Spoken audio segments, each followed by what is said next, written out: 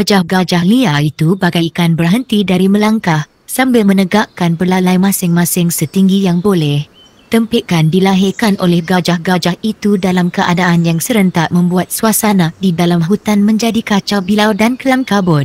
Pusing ke sana, pekik Datuk dengan sekuat hati. Kesemua gajah-gajah liar itu memusingkan badannya mengikut arahan tangan kiri Datuk. Kita semua makhluk Allah dan sama-sama mencari rezeki pemberiannya. Kau dengan cara kau, kami dengan cara kami. Jalankan kewajipan masing-masing dan jangan kacau kami, tambah Datuk sambil menjatuhkan tangannya. Aneh sekali gajah-gajah liar itu bagaikan mengerti dengan cakap Datuk. Sambil menjatuhkan belalai, gajah-gajah itu bergerak ke kanan menuju ke kawasan yang banyak ditumbuhi pokok anau dan bayas. Bangun Tama. Tak boleh Tok, saya sakit. Di mana? Tangan dan paha kanan Tok. Datuk segera menghampiri saya. Paha kanan saya dirabanya hingga di pergelangan kaki. Dengan sepenuh tenaga Datuk merentap kaki saya hingga setiap sendi sebelah kanan badan saya berbunyi. Bangun, ucapnya. Saya pun bangun dan melangkah 2-3 tapak. Lagi di mana terasa sakit Tama. Bahu. Datuk terus memeriksa bahu kanan saya. Dari pangkal bahu membawa ke hujung siku, kulit saya menjadi lebam. Setiap kali Datuk menekan daging badan di bahagian itu, saya terasa sakit yang bukan kepalang dan membuat saya terasa mahu buang air kecil dengan serta-merta. Tunggu di sini, bisik Datuk ke telinga. Saya anggukkan kepala. Datuk menuju ke pedu pokok salak, selembar daun salak yang masih hijau diambilnya. Dari situ Datuk melangkah ke arah pokok jelutong dan terus terbongkok-bongkok di situ, macam mencari sesuatu. Datuk datang pada saya kembali menatang sesuatu di dalam daun salak. Saya lihat benda yang Datuk tatang itu lembik berwarna agak hijau muda. Tanpa berkata apa-apa, Datuk terus melumurkan benda itu di bahagian badan saya yang lebam dan daun salak muda terus dibekamnya sekali. Bagi mengelakkan daun salak itu jatuh, Datuk terus mengikatnya dengan akar berwarna kebiru-biruan yang Datuk ambil di tanah. Baring, luruskan kaki dan tangan. Bila aku kata bangun, kau bangun. Baik Tok, badan saya rebahkan ke bumi. Datuk terus duduk di sisi saya dengan wajah yang tenang dan sabar. Apa rasanya? Tanya Datuk. Panas sampai ke tulang. Tak apa, sikit lagi sakit kau baik. Lama juga saya terbaring di tanah. Muka saya berpeluh di simbah sinar matahari, tetapi rasa sakit seluruh badan terasa beransur-ansur kurang, kemudian hilang terus. Bangun dan berlari. Saya segera bangun dan terus berlari dengan mengelilingi kawasan tanah lapang. Saya berhenti berlari atas perintah Datuk. Apa rasanya badan kau? Dah tak sakit lagi Tok. Mari dekat aku. Biar aku buka balut di lengan kau. Saya terus menghampiri Datuk. Tangan kanan saya hulurkan padanya. Datuk terus membelik-belik tangan saya itu seketika. Daun salak yang hijau itu saya lihat menjadi kecut macam terkena bahang api. Sebelum membuka balut tersebut, Datuk terlebih dahulu merentap tangan kanan saya secara mengejut hingga berbunyi. Bila balutan itu dibuka, lebam yang memanjang dari bahu hingga ke hujung siku sudah tidak ada lagi. Bila Datuk menekannya dengan ibu jari, sudah tidak terasa sakit lagi. Saya boleh menggerakkan lengan kanan itu seperti biasa. Baju yang koyak Datuk cantumkan kembali dengan menggunakan sejenis getah yang diambilnya dari sebatang pokok. Datuk tidak menyatakan pada saya getah pokok jenis apa yang diambilnya dan saya tidak berminat untuk bertanya padanya. Kita melangkah sekarang menuju ke arah yang ditunjukkan oleh Mamat Bukit. Aku harap kita dapat rotan semampu yang elok. Datuk menggeliat 2-3 kali sambil melihat arah kedudukan matahari. Dalam perjalanan menuju ke tempat yang dikatakan oleh Mamat Bukit, langkah Datuk terlalu cepat. Andainya saya menoleh ke arah lain, Datuk akan hilang dari pandangan saya. Berjalan dalam hutan yang penuh dengan akar kayu, tunggul-tunggul lama serta pokok-pokok besar bukan satu hal yang mudah bagi diri saya. Tetapi, hal semacam itu tidak menimbulkan masalah buat diri Datuk. Ubat apa yang Tok balutkan ke lengan saya tadi? Tahi gajah. Ha? Tahi? Saya rasa amat terkejut. Datuk berhenti melangkah lalu merenung muka saya bersama segaris senyum. Tekak saya terasa loya dan badan terasa geli. Itu petua orang tua-tua dan hasilnya sudah kau lihat sendiri. Kau tak perlu risau. Petang nanti kau cuci badan kau dengan 7 jenis daun yang aku cari. Kata Datuk lagi. Dia meneruskan perjalanan. Saya juga begitu. Saya dan Datuk terpaksa menyeberangi sebatang anak sungai yang airnya mengalir jernih. Anak seluang berkejaran di celah-celah batu. Airnya terasa sejuk sekali. Kemudian kami mendaki bukit kecil sebelah kanan tebing sungai. Di lereng-lereng bukit itu kami menemui rotan yang banyak, tetapi rotan yang ada di situ bukanlah rotan yang dicari oleh Datuk. Kami mendaki ke puncak bukit. Datuk terpegun melihat rotan semambu yang terdapat di situ. Dia bagaikan orang gila menerkam dari satu pedul rotan ke satu pedul rotan. Semua rotan semambu yang dilihatnya menarik peleka, tidak tahu yang mana satu harus diambilnya. Mungkin kerana penat bergerak, Datuk terus duduk sambil melunjukkan kedua belah kakinya. Saya masih lagi melihat daun rotan yang menghijau, bergoyang-goyang di tiup angin. Kau pergi ke bawah ambil air di sungai, Datuk mengeluarkan perintah. Wajahnya saya renung dan Datuk bagaikan tahu apa yang menjadi persoalan dalam diri saya ketika itu. Kau tak ada berkas nak isi air? Ya, Tok. Itu perkara mudah, biar aku buatkan. Datuk pun bangun. Dia mengambil daun hutan yang lebar 5-6 lembar. Daun-daun itu dicantumkannya. Bagi mengelakkan daun yang dicantumkan itu terbuka, Datuk menggunakan rotan kecil yang ditajamkan dan dicucuk pada setiap sendi atau pelipat daun hutan yang sudah dijadikan dalam bentuk baldi 4 segi.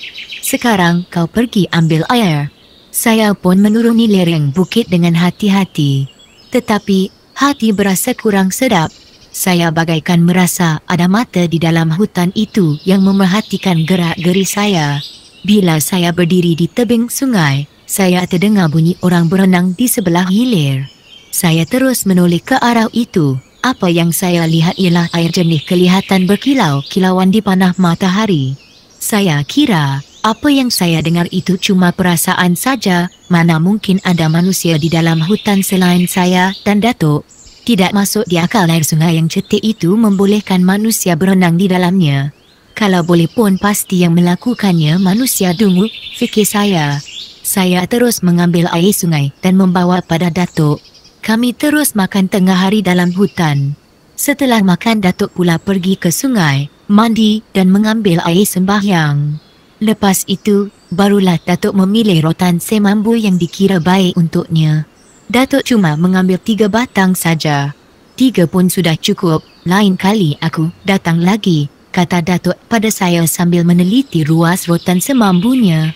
Kedua belah tangan Datuk genggam. Dengan genggaman itu juga, Datuk menyukat rotan semambu dari hujung ke pangkal rotan. Datuk memulakan sukatan itu dengan perkataan untung dan rugi. Bila sampai ke bahagian pangkal, semuanya berakhir dengan perkataan untung. Kepalang gembiranya Datuk, senyuman terus bermain di bibirnya. Senyuman di bibir Datuk terus berhenti dikejutkan oleh bunyi pedul rotan semambu. Dedaun rotan berguguran macam ada tangan raksasa yang menggoncangnya. Akar-akar rotan tercabut sendiri. Syaitan, kata Datuk. Bukan, Tok, penunggu rotan semambu. Mana ada penunggu? Penunggu tu syaitan. Suara Datuk mula meninggi dan dia terus berdiri merenung ke arah pedul rotan semambu yang sudah tercabut. Saya menarik nafas panjang. Rasa takut dan cemas terus menguasai diri. Datuk tidak berganjak dari tempat asalnya, matanya tidak berkedip merenung pada setiap pedul rotan yang tercabut. Saya terkejut bila terdengar bunyi deru seperti bunyi jentera penolak datang. Semua pokok-pokok di situ bergoyang. Datuk segera membongkok lalu mengambil tanah dan tanah itu dikepal-kepalnya macam nasi. Dengan sepenuh tenaga dia melemparkan kepalan tanah itu pada pedul yang tercabut. Suara jentera hilang dan pedul rotan semambu saya lihat tetap seperti keadaan asal, tidak tercabut. Syaitan, syaitan, Datuk menyebutnya berulang kali sambil mengajak saya beredar dari situ tanpa membawa rotan semambu yang diambilnya. Kemana kita nak pergi, Tok? Saya terus mengikutinya menuju ke arah timur bukit kecil. Sambil berjalan itu Datuk terus memperkenalkan jenis pokok hutan pada saya. Akhirnya Datuk mematikan langkahnya. Dia terasa kakinya tersepapkan sesuatu yang keras. Dia terus membongkok dan memeriksa tanah yang dipijaknya. Bila Datuk tegakkan badan, di tangannya terlekap sepotong besi yang panjangnya kira-kira 6 inci. Besi itu sudah berkarat dan bentuknya bulat kecil, kira-kira sebesar 1000 jari tangan orang dewasa. Tulang mawas agaknya, Tok. Bukan. Kalau bukan besi, apa pula, Tok? Inilah yang aku fikirkan. Datuk terus duduk di tanah. Besi itu terus ditelitinya. Ketika itu matahari sudah agak condong kedudukannya. Dalam perkiraan saya, jika matahari itu bergerak atau tergelincir dari kedudukannya dalam jarak 2 jengkal bererti waktu asal sudah tiba. Saya mencadangkan pada Datuk supaya pulang saja ke tempat asal, tempat bermalam yang dicadangkan oleh Mamat Bukit. Datuk menolak cadangan saya itu, dia masih mahu mencari rotan semambu lagi. Mahu atau tidak, saya terpaksa mengikutinya. Kami terus marah dalam hutan tebal.